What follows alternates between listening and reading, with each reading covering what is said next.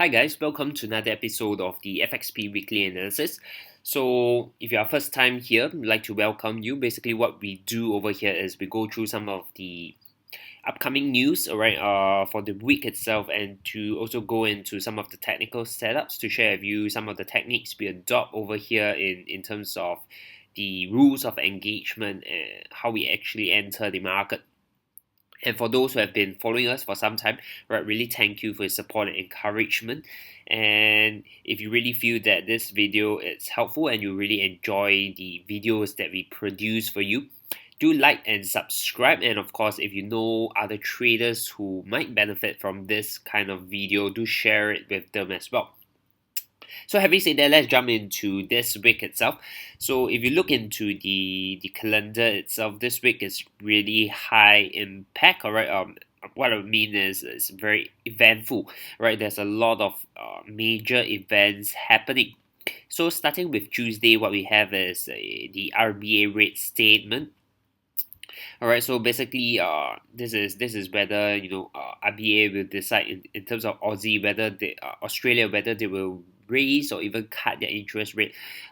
For us, what we expect is that they basically will maintain the rate at 2%. Fundamentally, the economy of Aussie has seen slight improvement. All right, so there's not much in terms of urgency for the bank to really cut the interest rate to stimulate the economy. So that's our stand. All right. The sentiment of Aussie is basically neutral at this current moment. All right. The next key event to bring your focus on is the New Zealand pair. All right, basically on the GDT price index. All right, basically what it means is it tracks the change in the average price of daily products. So if you follow the fundamental of New Zealand, you know that the prices of daily products are key to their economic.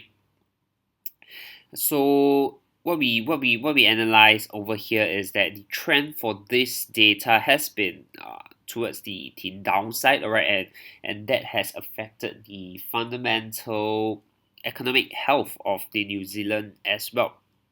So should this data comes in negative, alright, next week, what we will see is few even furthermore bearish momentum, or I would say this might even push the RBNZ to further cut its rate, alright, which they have a meeting the following week itself, alright. So this is something that what we want is to really keep a close eye into it, alright. But our sentiment is still towards the bearish side, alright, meaning we still expect Kiwi to continue falling, at least in the short term to medium term. The next key news, alright, to keep in mind is definitely the Canadian. Alright, this is happening on Wednesday night. What it is similar to Aussie. Alright, basically is an event which the Bank of Canada will have to decide whether they want to maintain their rate or even to further cut their rates. So if you look into the fundamental of Canada, is basically pretty weak at this current moment, all right. And this is also affected by the prices of crude oil. All right. If you follow crude oil, you know that earlier this year it was around the $100 per barrel. All right. At this moment, it's trading just above the $40 per barrel. So this has definitely affected the Canadian economy as well. So this is one event to take note of, whether the BOC will decide to lower its rate, all right, to really stimulate the economy. But for us, we honestly, I would like to share with you is that I didn't really research into the Canadian economy. Alright, so this is something that I wouldn't be able to share with you much insight, but according to the reports and news that I read, the fundamental to this is due towards the downside. Alright, and the other two key events happening, alright, really in the focus, and even if you do not read the news, you should have heard of it, is really on in terms of ECB, alright, whether they will further QE, all right, and to stimulate the economy in the Eurozone, as well as Friday NFP, all right. This relates to the December decisions on whether the Fed will raise its interest rate. So let me bring your focus back towards the Euro side first, all right. What I feel is that the euro economy fundamentally is still very weak. Right? If you look at the inflation data, the CPI is still not even close to the target that ECB has in mind. But having said that, price doesn't just move simply because of that, but it also affected by the sentiment of traders involved in the market. So having said that, should ECB comes in and say that they will continue QE, alright, but perhaps not as aggressive, alright. So this might misalign with the expectations of traders in the market, and might potentially, and because of that, these traders might potentially close or even take profit from their short positions, and eventually might push prices slightly higher, alright, before at the end overall, still having that fall in price. So what we call this in terms of technical terms are called short squeezing. Right, so it's basically very aggressive of profit taking, and because of that, price shoot up a little bit.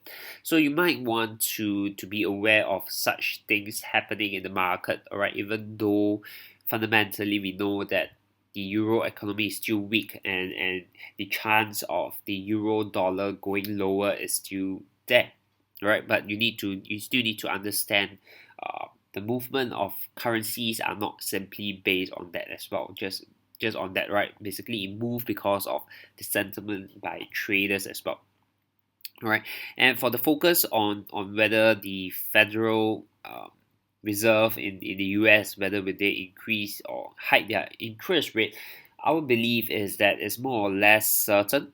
All right, as long as these key data, all right, basically the average hourly earnings as well as the NFP do not disappoint the market too much.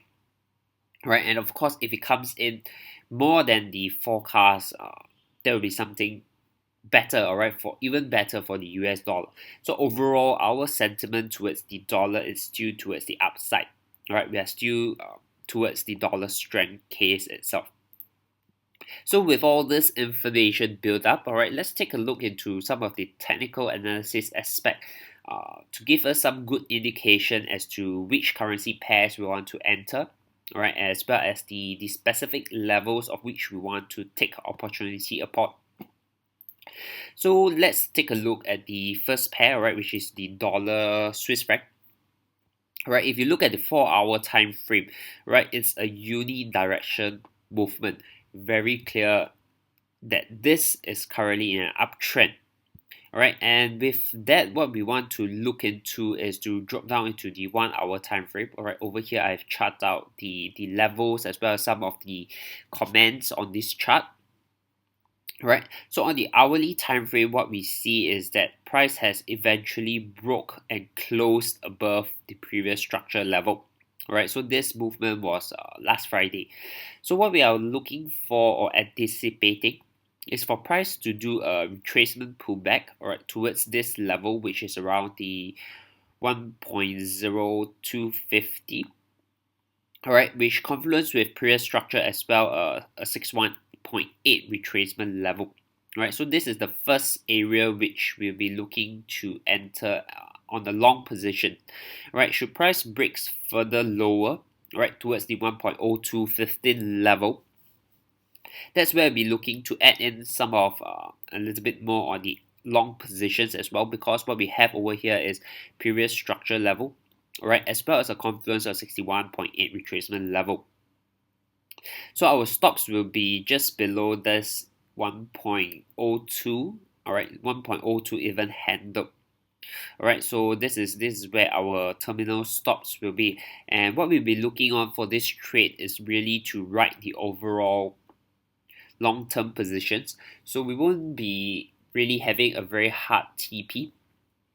Right, but what we're looking to do is to control and manage our risks such that we'll throw our stops accordingly. Alright, the other pair I would like to bring you through is the Kiwi dollar. Alright, just now we shared in terms of the fundamental aspect of Kiwi. Alright, so let's take a look at the 4-hour technical chart. What we are seeing is that price was falling. And what it did recently was that it had a pullback and basically currently in the range bound region. Alright, so if you drop into the hourly time frame, alright, what we see over here is that price we have a divergence setup. Alright, what we see over here is price forms a higher high. Alright, but our RSI indicator prints a lower high. So this is technically a divergence setup. Alright, but for those who have been following us sometime, you know that we do not simply trade a divergence trade, but what we want to do is to wait for more confirmation. So for the confirmation side, right, what we want to do is for price to break, right, and close below the neckline, which what you see here happen. Alright, so once that happens, what we are waiting for is for price to retrace back towards the 61.8 retracement level, and that's where we eventually want to look for a short opportunity. Alright, and what I like to share with you is usually this 61.8 retracement level will confluence with your previous minor structure resistance level as well. Alright, so couple technical with fundamental, this gives us a strong confidence that Kiwi dollar, alright, will continue dropping towards the downside. Alright, but one of the disadvantage of shorting the Kiwi dollar is that you need to pay the difference in the interest rate, and so far Kiwi is one of the highest interest rate in the FX scene. Alright, so if you are shorting this, you need to also account for your swap fee. Alright, basically it's your cost for trading this pair itself. Alright, so this is something that you want to consider as well. Alright, the last pair I'd like to share with you in this video is the Pound Aussie. Alright, let's wait for the chart to load up. Alright, so if you look at this technical 4-hour chart, alright, what we see over here is that there is a huge drop, alright, last week itself. This is really because of two things, alright. One, we shared with you that the Bank of England, alright, came out and the tone from them was pretty dovish, alright. Previously, it was deciding when they're gonna to increase their interest rate, but last week itself when they came out, the tone shifted, the sentiment shifted, and that caused the fall in sterling pound itself. And of course, coupled this with the Aussie strength, alright, so that's why there's a huge drop from 2.149, alright, to the low of 2.07. Alright, so what we are looking for over here is really for a level, alright, to really enter our short opportunity. Alright, so what we're looking at is on the H1 time frame, alright, what we identified over here is a few confluence, alright. One is a previous structural resistance level, alright, previous support now turn resistance, alright, price has closed as break and closed below it, and on top of that what we have is a 61.8 retracement plus a 127.2 extension confluence. On top of that, what we have is a psychological level.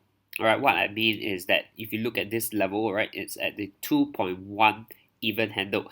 So adding up all this factor together with the fundamental, this is definitely one key level in which we'll be looking for a short opportunity. So should price comes back up towards this level next week, we'll definitely be looking for a short setup over here. Alright, riding into the overall trend that you see over on the H4 time frame together with the fundamental aspect as well. Alright, so having shared with you all this, what I'd like to add on before we end this video, right, is to really ensure that you manage your risk and trades well, especially next week, alright, because what you see over here in terms of your calendar events happening is really heavy, and on top of just simply trade management and risk management, you want to also take into account your exposure, alright. What I mean is do you have too many exposure on a particular currency? For example, if you short euro dollar, you short euro pound, you short euro Aussie, basically you are exposing in three positions on euro itself. So this is something that you want to consider and even take into account in your trading, all right, especially in such week, all right, which has such heavy events happening. Right, so with that, if you have any questions regarding trading, feel free to drop them in the comment section below this video, and I will be replying it you either via a video format or even email you person. All right, so do feel free to do that. Other than that, do trade according to your plan and trade cautiously.